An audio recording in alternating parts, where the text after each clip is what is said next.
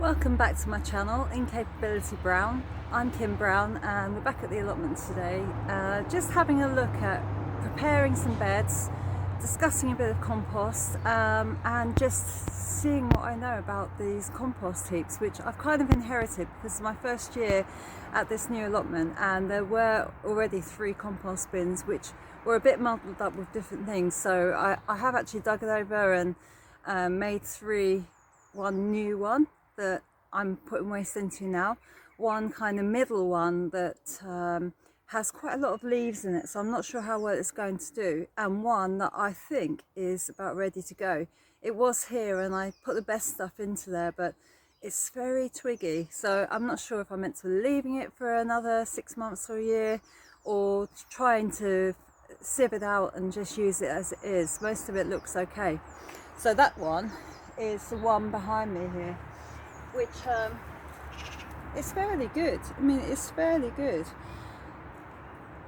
You know, quite dark, but then there's a lot of stuff that's rotted, but then there's a lot of bits that haven't, because I think at that time everything was getting thrown in there, whereas now I'm trying to, any big sticks and branches and things like that, I will just burn or chop up and put in my other green brown waste, or I just you know, don't put too many leaves in, just trying to mix up home waste, green waste, grass clippings, some twigs, and any cuttings that I take out of the garden, some ashes from my fire, some eggshells, some coffee grinds.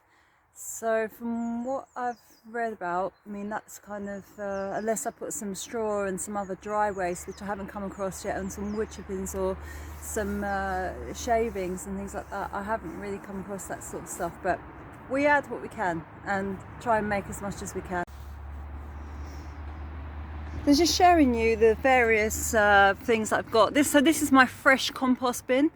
As you can see, there's lots of stuff that's been recently. I turned this today, so I gave it a bit of a turn. I'm going to water it and cover it.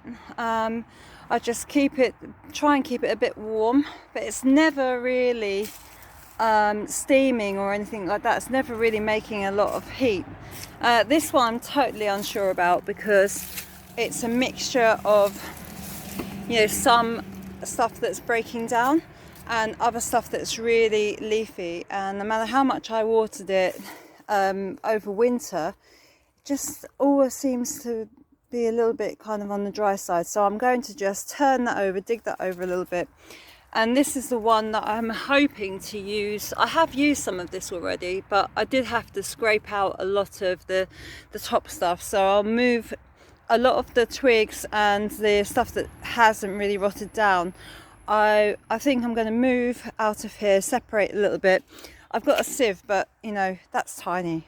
I'm going to be here forever going through that. I could do with a sieve, you know, maybe twice, with holes twice the size of that, so I could just quickly sieve all the big stuff out. But I don't have that, and I don't even know where to get one of those. But we're going to have a go, and we're going to mix that with some of this, which I wheelbarrowed down here yesterday.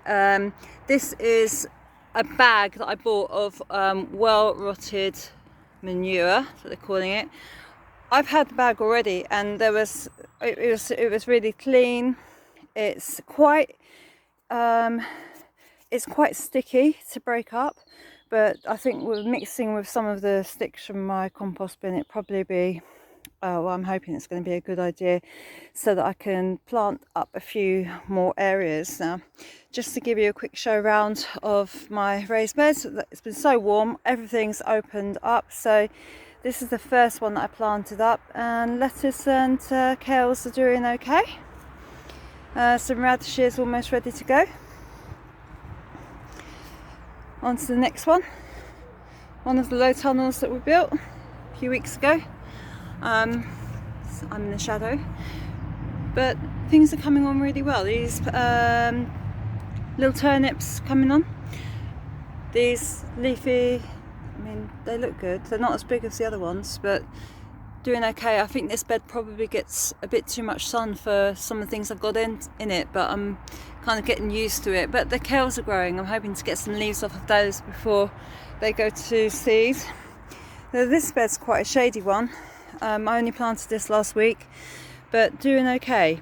Again, mixture of kales, radishes, some spinach, red kitten over there, and a few cabbages. Yeah, a few cabbages. We've got the garlic all coming up, interplanted with some corn salad, which hasn't come up yet, but planted some parsnips and carrots here. They haven't shown yet, but I'm just keeping those well watered, and I've just started to prepare these beds by adding some of the manure that I got yesterday for things that are going to come in.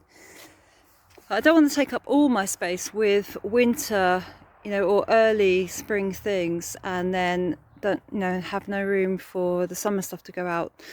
So yeah, lettuces doing okay, different type of lettuce. The slugs really love this one though. They really love this really light one, and I had a few spare, luckily, because the first couple of nights that these went in there, the slugs just literally ate all the way down. I mean, this one's just about survived, but the slugs just got completely into the core of it and ate everything down to the ground. And then other ones they just left behind. So I've got a bit of space here. I'm going to plant a few of these kind of rab, they're called, I think. They are called, yeah, broccoli rab, because they're just becoming a bit pot bound now, and I really need to get them in the ground just to get some mini harvest off. There, so I've got a wheelbarrow full. I mean, how's that looking now? How's that looking? I've taken out all the big pieces in there. Hopefully it won't take any nutrients, so steal any nutrients from my small plants that I'm going to plant. But I am going to mix it with some of this muck, and we'll just we'll try and bash it about a little bit and get some planting done.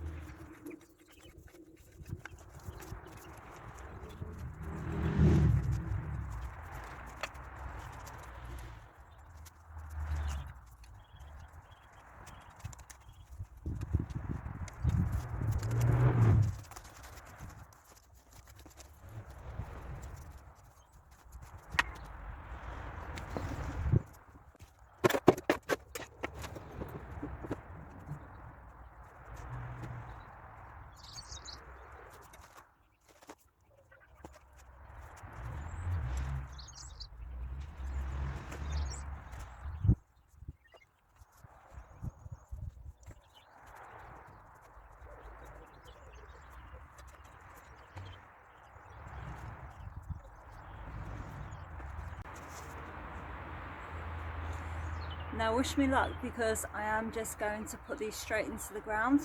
It looks quite good. I've made a mix, I've had a rake over, and I've seen this done lots of times before, so I'm going to just have to take a chance on it.